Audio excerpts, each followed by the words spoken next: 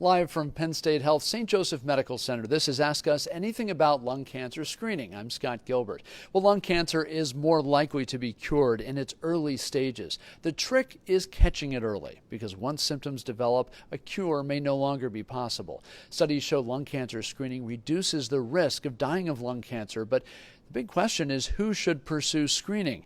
That's actually one of many questions we'll get answered today with Dr. Brian Bentley. He's a radiologist at Penn State Health. Dr. Bentley, we appreciate your time today. Let's start with that question of who. Who fits into that, what we consider a high-risk category, and should therefore consider being screened for lung cancer? Well, those patients that have significant smoking history and are a certain age range are eligible potentially for lung cancer screening.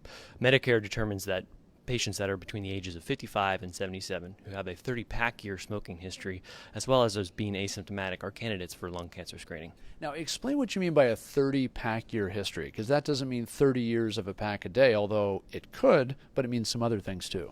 That's correct. So to determine the number of pack years, you determine the number of packs of cigarettes you smoke per day and multiply by the number of years you smoked to that amount. So somebody who did smoke 1 pack a day for 30 years would have a 30-pack year history, as would somebody who smoked 2 packs a day for 15 years.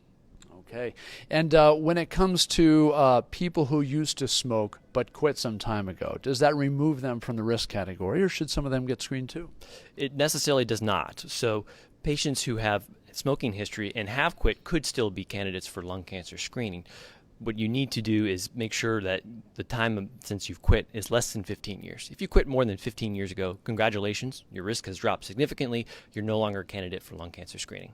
You're watching Ask Us Anything About Lung Cancer Screening from Penn State Health. Dr. Brian Bentley, a radiologist, welcomes your questions, so feel free to add those to the comment field of this Facebook post. And we hope you find this information interesting and that you'll share it on your feed to help it reach more people. Now, we're talking about some rather specific guidelines here, Dr. Bentley. I'm wondering who came up with those? How do guidelines like that get researched and eventually put into place?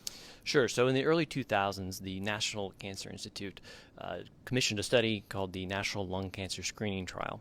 The results of that trial were published in 2011.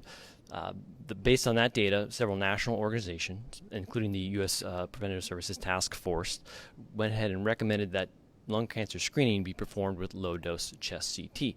Based on those recommendations, Medicare as well as private insurers have determined that certain patients within their own eligibility criteria would be candidates to be screened for lung cancer with chest CT. And we're talking about lung cancer screening, so that raises the question, what does that involve? What are the various types of screening? There is pretty much just one, right? Yeah, that's correct. So currently the only recommended screening test for lung cancer is something called a low-dose chest CT scan. And tell us a bit about what that involves, because I think a lot of us have had CT scans, but how is this one different? This one's a little bit different. So the chest CT scan is a CT scan where you have to lay on your back on a CT scanner table, hold your breath for a few seconds. It does not require an IV or contrast or anything like that. There's no special preparation necessary. What it does is it will do a scan basically from the top of the lungs to the bottom of the lungs, looking for any specific findings, nodules, anything that may be suspicious for lung cancer. So when it comes to preparing for the test and what do I need to do the day of, sounds like it's pretty low maintenance. Not much. Really, the thing we would recommend for anybody who's going to be having this type of test is to try to think back if you've had any CT scans in the past, whether the chest or the abdomen, which may have clipped a little bit of the lungs, and try to have those images available at the facility where you're having the scan done, because comparison is always helpful. And as a radiologist who reads scans like that, what are you looking for on those? In lay terms, what are some of the abnormalities that could trigger some findings? So what we're looking for are lung nodules, nodules that range in size and may have a variety of characteristics which may indicate that they could be suspicious or benign. And so depending on what the nodules look like to the trained radiologist, it may prompt some further testing. Now, I have to be honest, a few years ago, when I had pneumonia, I had a series of CT scans, and one of them showed a nodule. I got really concerned, but apparently that's not always warranted because a lot of nodules are benign.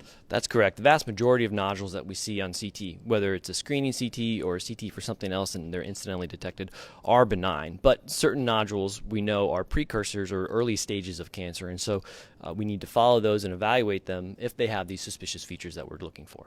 We're live at Penn State Health St. Joseph Medical Center for Ask Us Anything About Lung Cancer Screening. As we talk with Dr. Brian Bentley, we welcome your questions and your comments. Just add those to the comment field. Even if you're watching this interview after the fact, we can get you some written answers to any questions that you might have.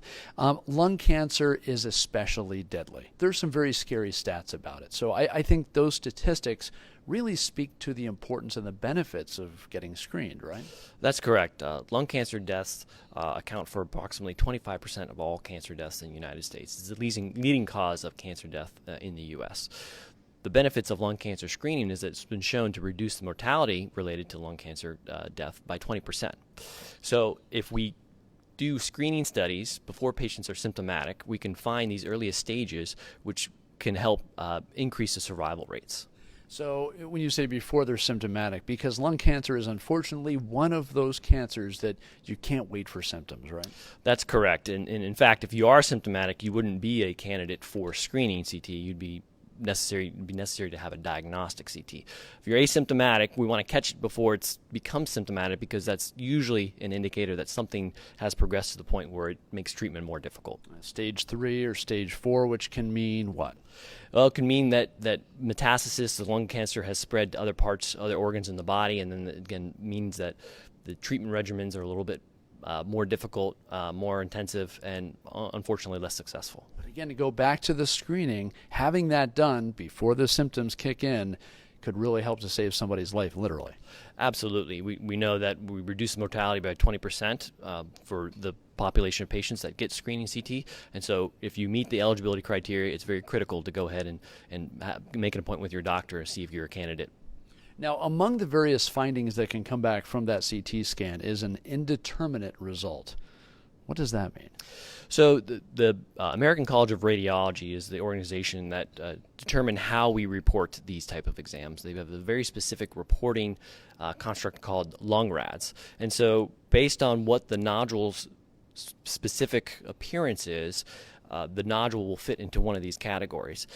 Most are either negative or benign, but a significant portion, about 25% or so, are either indeterminate or unknown or highly suspicious. And based on that, there will be required additional testing to evaluate those which are not definitely benign or negative. And I know you're a radiologist, so screening is your thing, but if a finding is concerning, what are some of the next steps then beyond the CT scan to try to figure out what's going on? A great question. So it really depends on what it is and what is the level of suspicion of the finding.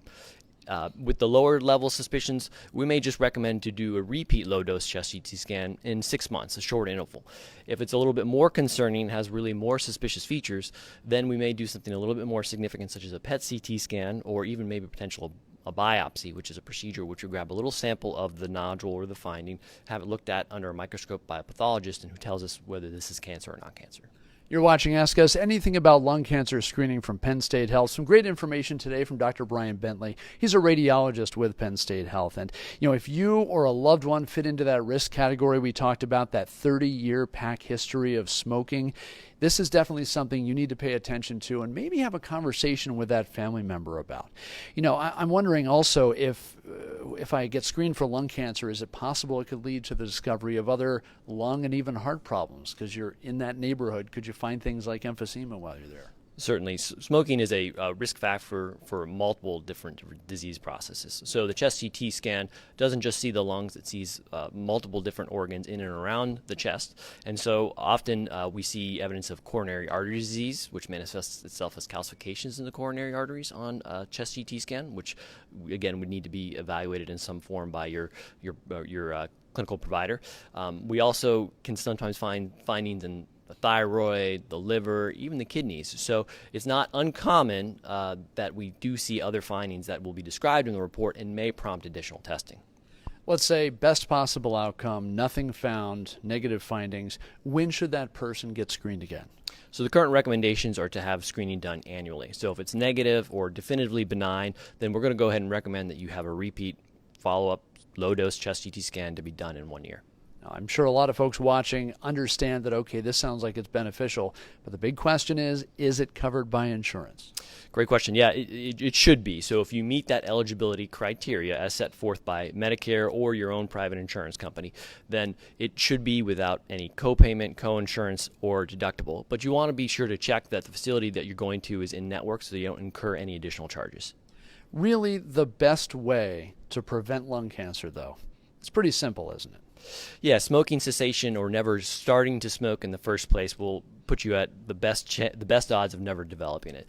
As part of the initial consultation for lung cancer screening, your provider has to perform what's called a shared decision-making visit, which they go over the risks and benefits of lung cancer screening, as well as discussion about smoking cessation. And there's a lot of tools out there, whether it's nicotine replacement products, prescription medications, different types of counseling, or even behavioral therapy to help reduce or help get you to quit smoking. So yeah, it really is the number one risk factor for lung cancer. That said, there are other risk factors. Radon, for instance, many basements in the central Pennsylvania region have a radon mitigation system as a result of that. How important is it to, and I should say, how can you screen for those other risk factors? Yeah, certainly. So we already said that one of the eligibility criteria is to have a 30-pack year smoking history. Some private insurances actually only make you have a 20-pack year history if you have an additional risk factor, such as a personal history of cancer, a family history of cancer, or some type of exposure, whether in and out of the home. You mentioned radon gas, certainly something relevant here in Pennsylvania,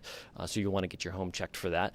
But occupational exposures, such as asbestos, arsenic, nickel, chromium, those all lead to increased risk for lung cancer. So if somebody's watching now and they're thinking, okay, I should, or a family member should pursue this, should get screened for lung cancer, it appears. What are those first steps in pursuing that screening and getting this done? So you want to make an appointment with your healthcare provider, have that shared decision-making visit, discuss the risks and benefits, discuss smoking cessation, and see if you're a candidate. Because lung cancer screening does save lives. We know that. Absolutely. Dr. Brian Bentley, thanks so much for your time today. Appreciate it. Dr. Bentley is a radiologist with Penn State Health, and we have a lot more information we'll provide in the comments section here on how you can pursue a lung cancer screening or encourage a loved one to do so.